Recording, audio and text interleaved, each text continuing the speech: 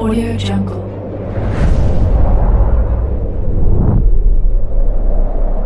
Yo, balik lagi bersama Mimin di Manhwa TV. Kali ini kita akan lanjutkan pembahasan dari cerita My Unbeatable Passive Skill Let's Middle Massive Damage. Mimin infokan kembali bagi teman-teman yang ingin menonton video terbaru lebih cepat, silahkan bergabung menjadi member di channel ini dengan biaya 5.000 per bulannya. Jika tidak, teman-teman bisa bersabar lebih dulu selama 2-3 hari untuk menonton video tersebut. Tanpa berlama-lama, yuk kita masuk ke disclaimer dulu.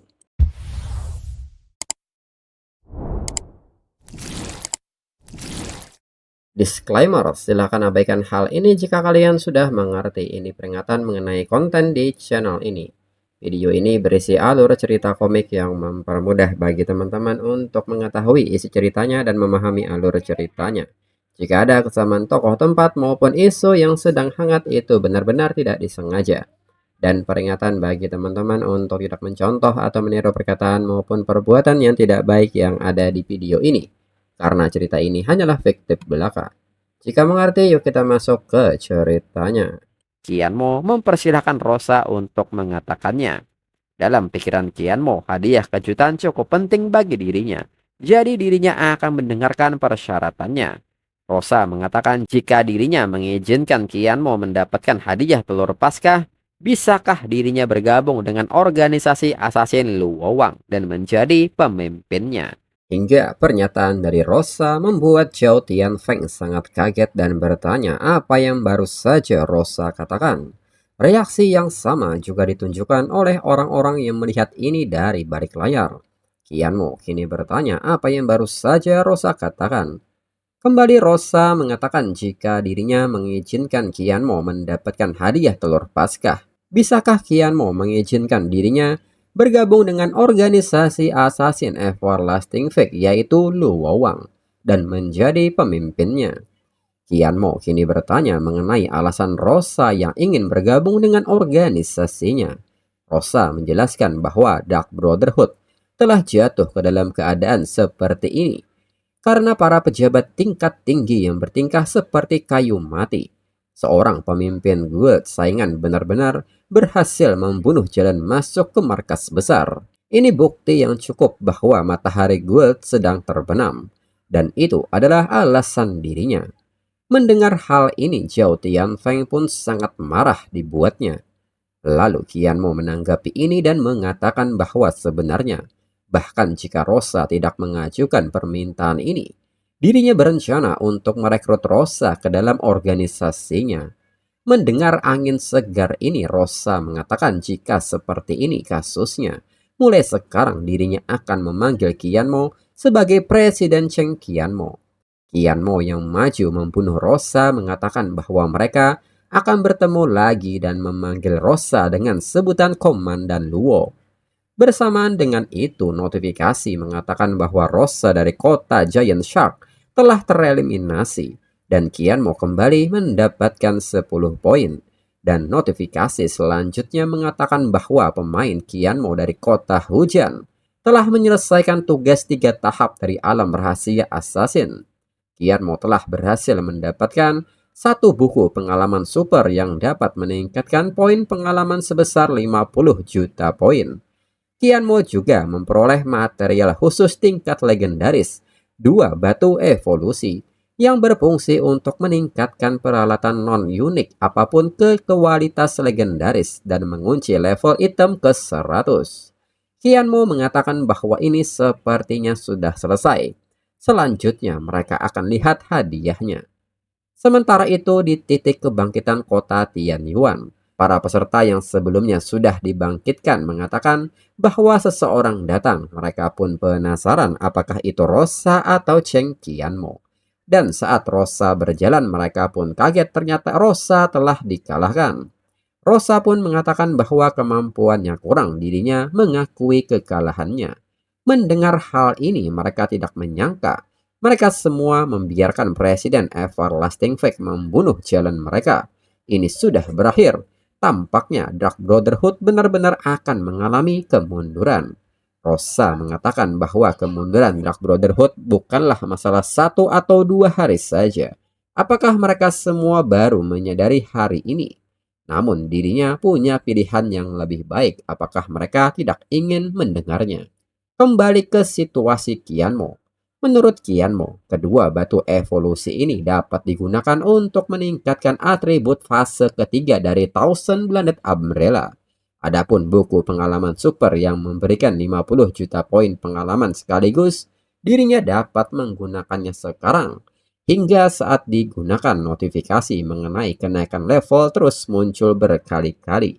Dan Qianmo sendiri tidak menyangka dirinya langsung naik ke level 70. Lalu kini notifikasi lain mengucapkan selamat kepada Qianmo karena telah memburu semua lawan dan menyelesaikan misi peringatan. Membuka semua fragmen warisan King of Assassin. Qianmo telah memperoleh prestasi epik, pengakuan dari King of Assassin, hadiah di wilayah negara Xia. Semua assassin mendapatkan akses ke profesi tingkat 4 yaitu Yisui Sting. Di saat Qianmo menerima berkah ini, Qianmo juga mendapatkan sebuah pasif skill assassin tingkat rahasia yaitu God Hide. Qianmo yang menerima ini pun mengatakan bahwa sekarang dirinya memiliki kepercayaan diri pada langkah selanjutnya. Selain itu, sebuah pencapaian epik harus memicu pengumuman di seluruh peta. Tujuan perjalanan Dark Brotherhood ini seharusnya telah tercapai.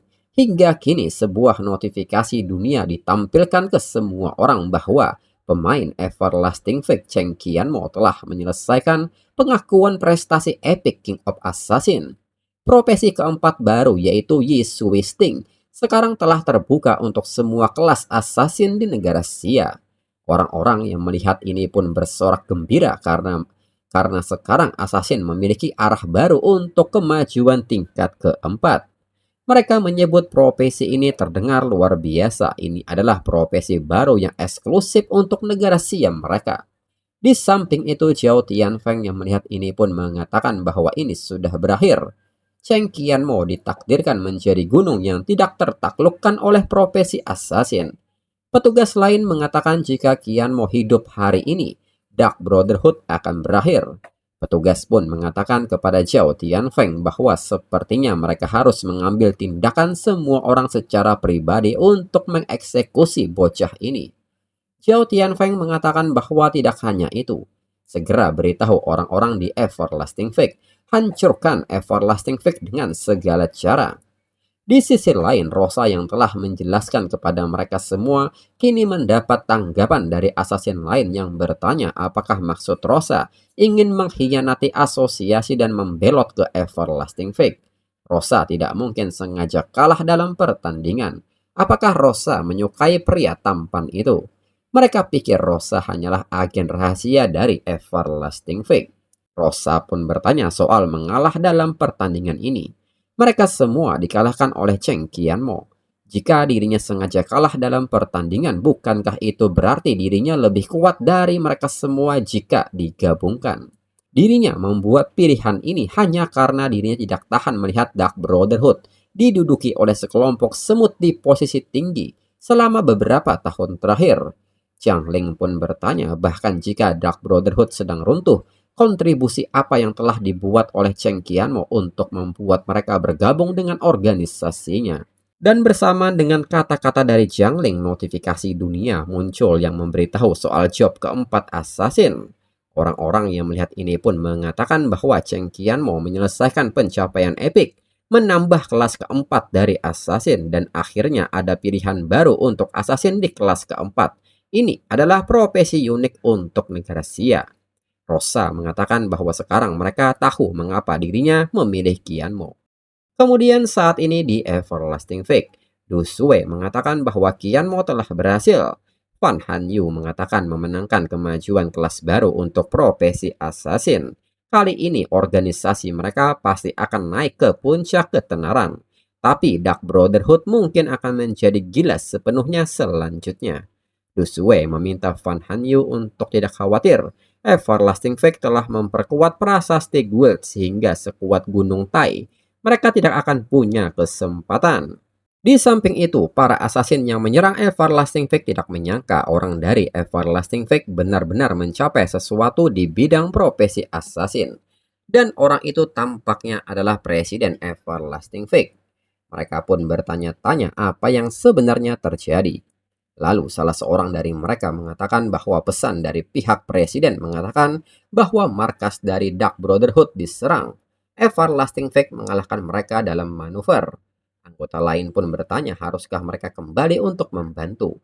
Ketua Regu mengatakan bahwa sudah terlambat untuk kembali sekarang.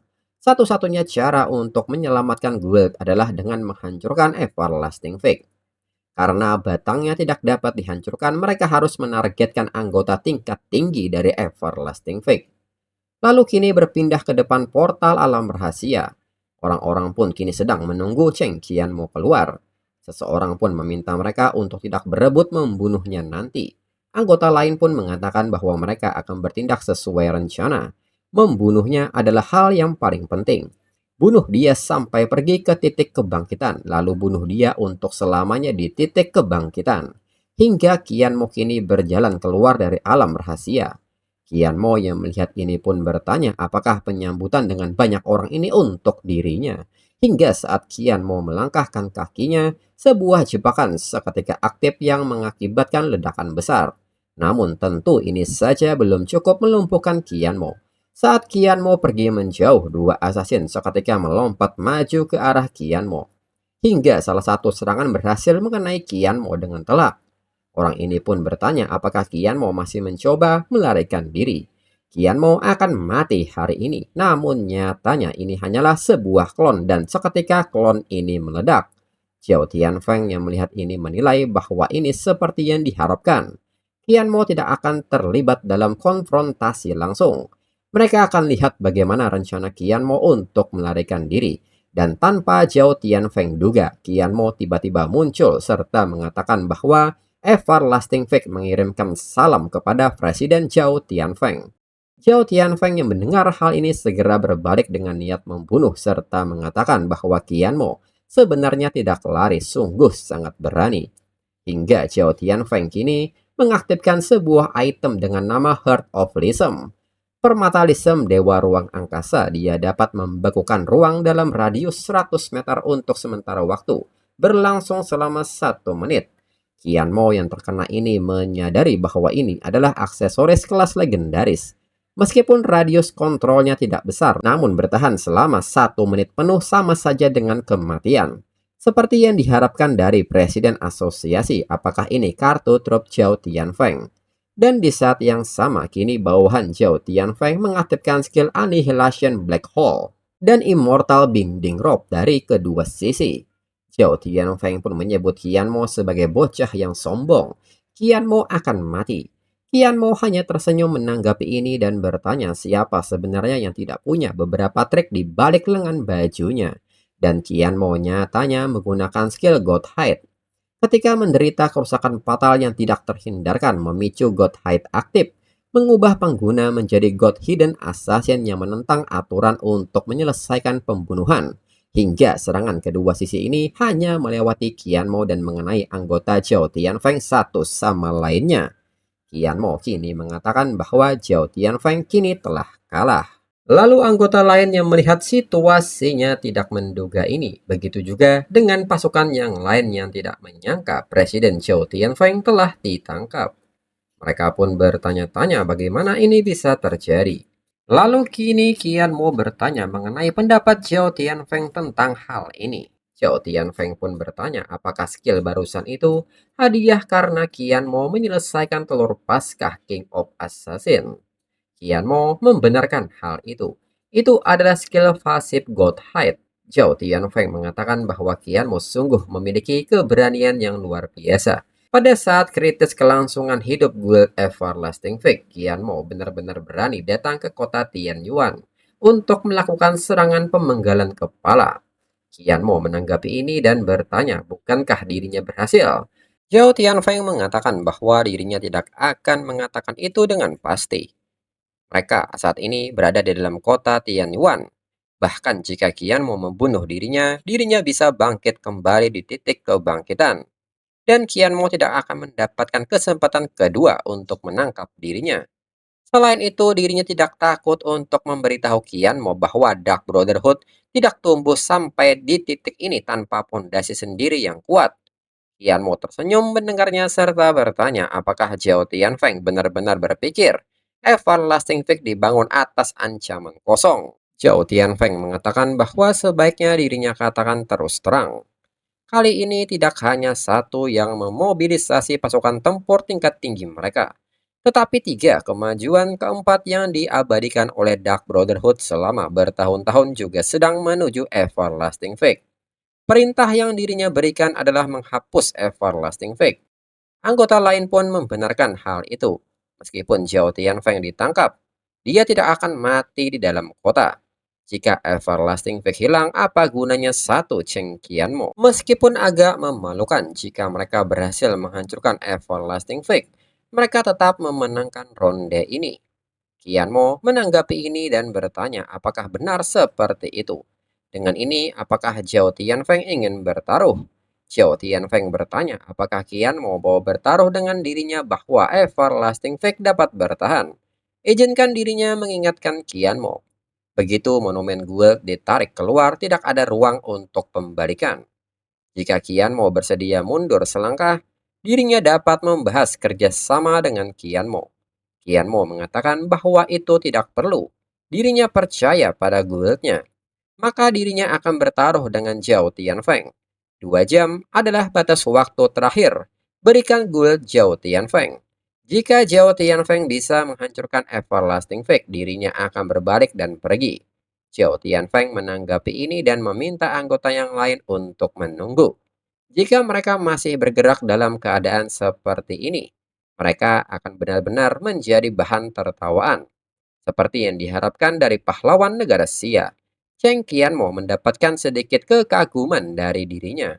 Namun karena Presiden Cheng Qianmo ingin bertaruh, jangan harap dirinya menyelesaikan masalah ini dengan sembarangan. Dark Brotherhood adalah pekerjaannya, dirinya tidak akan pernah mundur. Qianmo tersenyum mendengarnya dan mengajak Xiao Tianfeng menunggu selama 2 jam.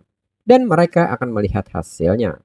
Lalu kini di kota Everlasting, Fan Hanyu kini bertanya kepada Du Shui apa situasi di kota saat ini. Du Shui meminta Fan Hanyu untuk tenang. Dark Brotherhood di dalam kota telah sepenuhnya dimusnahkan.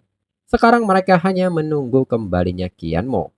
Fan Hanyu mengatakan bahwa dirinya tidak menyangka hama-hama dari Dark Brotherhood dibersihkan begitu cepat. Ini sangat bagus. Tapi bukankah Du Shui selalu memanggil dirinya sebagai sebutan Fan tua? Mengapa begitu sopan hari ini? Du Shui pun kesulitan menjawab hal ini.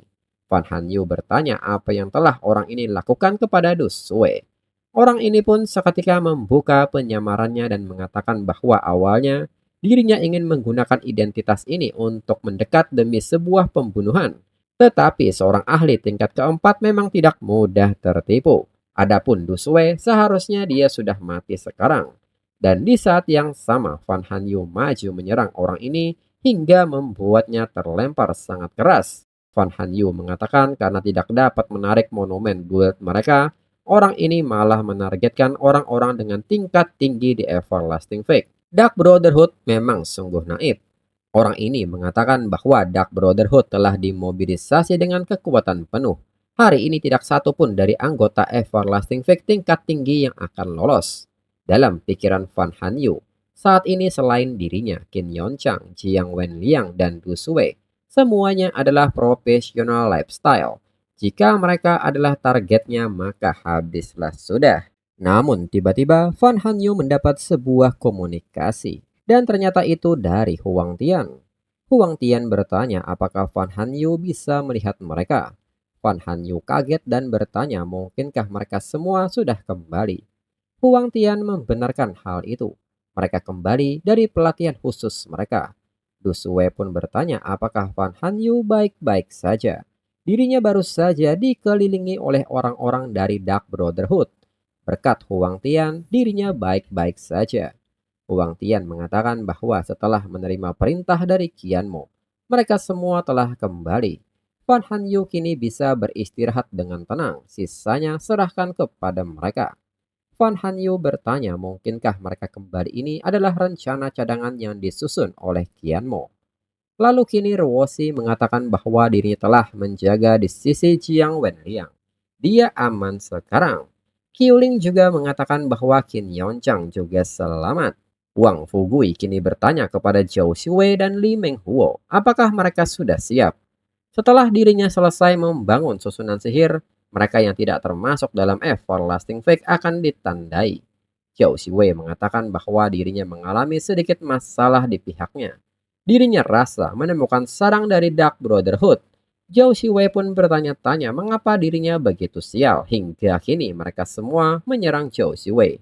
Namun di saat itu tiba-tiba tembakan mengenai salah satu assassin yang mendekati Zhou Xue. Dan ternyata itu dari Gu Qian. Gu Qian meminta Zhou Xue untuk tidak membuang waktu secara membabi buta. Dirinya akan memberikan pengendalian massa untuk Zhou Xue dan singkirkan segera orang-orang dari Dark Brotherhood dengan cepat. Hingga kini orang-orang yang bersembunyi mulai terbongkar identitasnya. Mereka pun kaget mengetahui bahwa identitas mereka telah terbongkar. Salah satu dari mereka mengatakan bahwa ketiga penjaga agung akan segera datang. Dark Brotherhood masih punya kesempatan.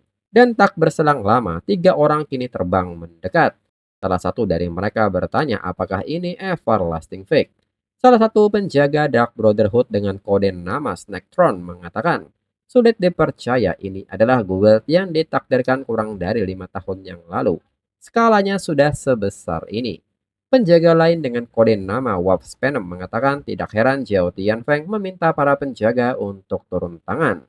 Penjaga satunya dengan kode nama Wolf Spider bertanya tidakkah mereka melihat siaran tadi. Seseorang dari Everlasting Fake mendapatkan warisan King of Assassin. Selain itu, para junior sudah mulai bertarung, sepertinya keadaan tidak berjalan dengan lancar. Everlasting Fake ini punya beberapa trik tersembunyi. Warp Venom pun meminta izin menguji airnya lebih dulu untuk melihat seberapa dalam. Hingga kini Warp Venom melepaskan skill Endless Insect Body dengan melepaskan kawanan serangga beracun yang sangat besar. Berbagi semua perspektif sensorik dengan pengguna dapat mengaktifkan skill lain seperti Swarm dan Toxin. Tubuh serangga terikat pada kumpulan kesehatan inang dan mengambilnya kembali, memulihkan health point untuk menyembuhkan diri sendiri. Lalu pasukan naga yang sedang berpatroli pun kini kaget melihat 3 titik merah di radar yang artinya ada penyusup. Hingga mereka kini terkena skill milik Warp Venom. Warp Venom mengatakan bahwa para serangga sudah mengukur kekuatan sebenarnya. Tidak ada karakter kuat di dalam kota. Dengan ini mereka akan selesaikan misi dengan cepat. Snacktron pun tertawa mendengarnya. Kali ini dirinya akan membuat Everlasting Fake memahami bahwa semua orang di bawah kemajuan keempat adalah semut. Snacktron kini meminta Everlasting Fake mendengarkan hal ini. Minta pemimpin guild mereka maju dan menyerah segera. Jika tidak mereka bertiga akan membantai seluruh Everlasting Fake atas nama Dark Brotherhood.